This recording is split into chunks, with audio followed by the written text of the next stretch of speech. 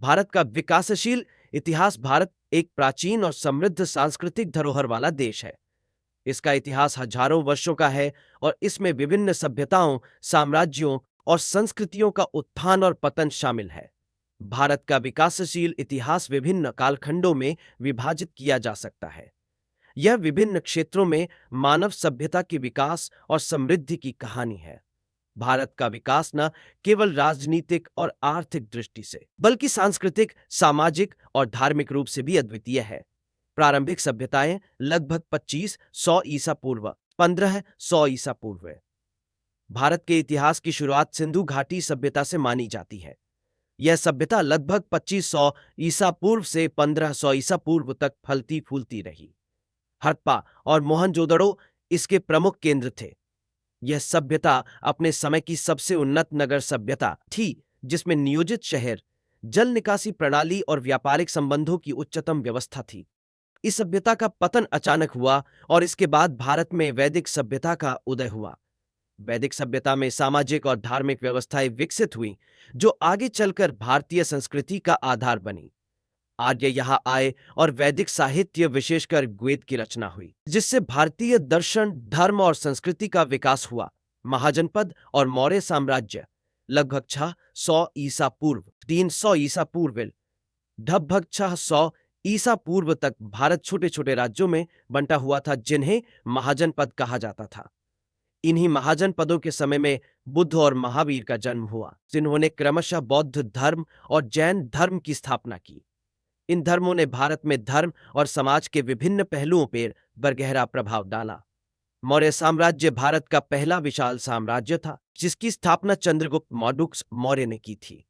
उनका साम्राज्य उत्तर में अफगानिस्तान से लेकर दक्षिण में तमिलनाडु तक फैला हुआ था। अशोक महान, चंद्रगुप्त मौर्य के पोते, ने बौद्ध धर्म को अपनाया और इसे पूरी दुनिया में फैलाया। उनके शासनकाल में भारत ने एक शक्तिशाली और संगठित साम्राज्य के रूप में अपने चरम पर पहुंचा। गुप्त काल और शास्त्रीय युग लगभग 320 ईसा पूर्व 550 ईसा पूर्व मौर्य साम्राज्य के पतन के बाद कई छोटे छोटे राज्यों का उदय हुआ।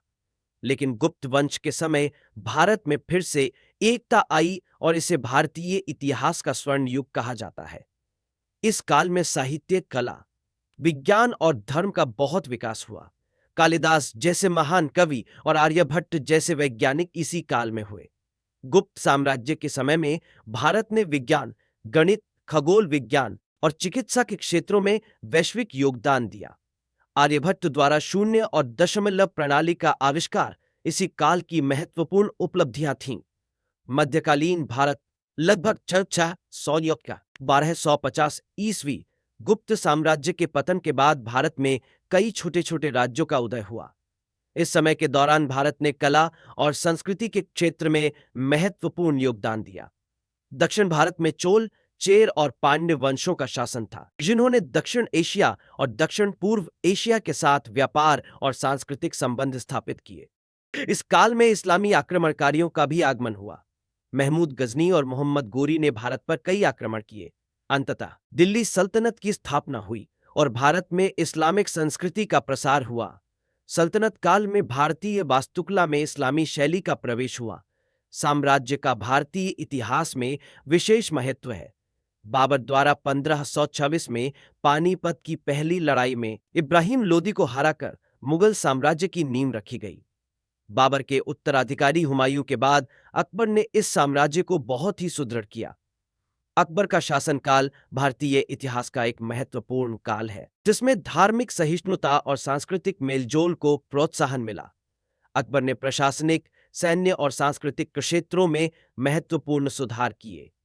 अजमेर, शाहजहां और औरंगजेब जैसे मुगल सम्राटों ने भी इस साम्राज्य को आगे बढ़ाया।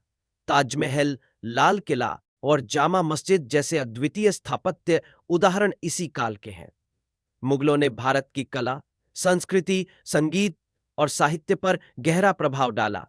हालांकि औरंगजेब के बाद मुगल साम्राज्य का पतन शुरू हुआ और कई प्रांतों में स्थानीय शासकों का उदय हुआ। 18वीं शताब्दी में भारत में यूरोपीय शक्तियों का आगमन हुआ। ब्रिटिश ईस्ट इंडिया कंपनी ने धीरे धीरे भारत के बड़े हिस्सों पर अपना नियंत्रण स्थापित कर लिया। 1857 में भारतीय सिपाहियों ने ब्रिटिश शासन के खिलाफ विद्रोह किया, जिसे भारत का पहला स्वतंत्रता संग्राम कहा जाता है। हालांकि यह विद्रोह असफल रहा, लेकिन इसने भारत के लोगों में स्वतंत्रता की भावना को और प्रबल किया। 1848 में ब्रिटिश सरकार ने भारत का सीधा प्रशासन अपने हाथ में ले लिया और भारत को ब्रिटिश साम्राज्य का हिस्सा बना दिया गया। ब्रिटिश शासन के दौरान भारतीय समाज और अर्थव्यवस्था में कई बदलाव आए। रेल, संचार और शिक्षा के क्षेत्रों में सुधार हुए, लेकिन साथ ही भारतीय समाज को ब्रिटिश शोषण का भी सामना करना पड़ा। 20वीं शताब्दी की शुरुआत में महात्मा गांधी, जवाहरलाल नेहरू, सुभाष चंद्र बोस और भगत सिंह जैसे महान नेताओं ने स्वतंत्रता संग्राम को नेतृत्व दिया। गांधी जी ने अहिंसा और सत्याग्रह के माध्यम से ब्रिटिश शासन के खिलाफ जन आंदोलन खड़ा किया। इस आंदोलन ने भारत के लाखों लोगों को स्वतंत्रता के लिए संघर्ष करने के लिए प्रेरित किया। 1942 में भारत छोड़ो आंदोलन के बाद ब्रिटिश सरकार पर भारत को स्वतंत्रता देने का दबाव बढ़ गया। अंततः 15 अगस्त 1947 को भारत एक स्वतंत्र देश बना। हालांकि स्वतंत्रता के साथ भारत का विभाजन भी हुआ और पाकिस्तान का गठन हुआ। स्वतंत्रता के बाद भारत ने एक लोकतांत्रिक गणराज्य का गठन किया और 1935 में अपना संविधान लागू किया। जवाहरलाल नेहरू स्वतंत्र भारत के पहले प्रधानमंत्री बने और उन्होंने समाजवादी नीति अपनाई। इस काल में भारत ने कृषि, उद्योग और विज्ञान के क्षेत्रों में महत्वपूर्ण प्रगति की। हरित क्रांति, श्वेत क्रांति और औद्योगिक विकास ने भारत की आर्थिक स्थिति को सुदृढ़ किया। 1923 और 1970 दशक में भारत ने कई युद्धों का सामना किया, जिनमें एक मनजीन भारत युद्ध और भारत पाकिस्तान युद्ध प्रमुख है। 1971 में बांग्लादेश का गठन हुआ। 1980 और 1990 के दशक में भारत ने उदारीकरण की नीति अपनाई और अर्थव्यवस्था को वैश्वीकरण के लिए खोला। इस काल में सूचना प्रौद्योगिकी के क्षेत्र में भारत ने वैश्विक स्तर पर अपनी पहचान बनाई। 18वीं सदी में भारत ने आर्थिक, सामाजिक और तकनीकी क्षेत्रों में तेजी से विकास किया।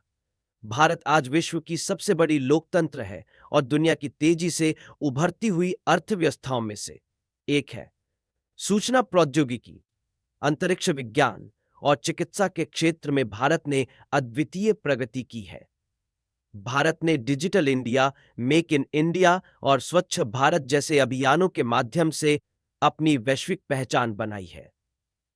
भारतीय समाज में सांस्कृतिक विविधता, धर्मनिरपेक्षता और सहिष्णुता की भावना आज भी जीवित है। हालांकि जातिवाद, धार्मिक तनाव और गरीबी जैसी चुनौतियां अभी भी बनी हुई हैं। भारत का विकासशील इतिहास संघर्षों, समृद्धि और सांस्कृतिक उत्कर्ष की कहानी है।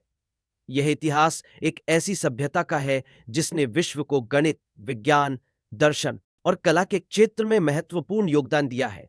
भारत ने न केवल अपने आंतरिक संघर्षों और चुनौतियों का सामना करते हुए एक मजबूत राष्ट्र के रूप में खुद को स्थापित किया, इसकी विश्व सभ्यता के विकास में भी महत्वपूर्ण भूमिका निभाई है।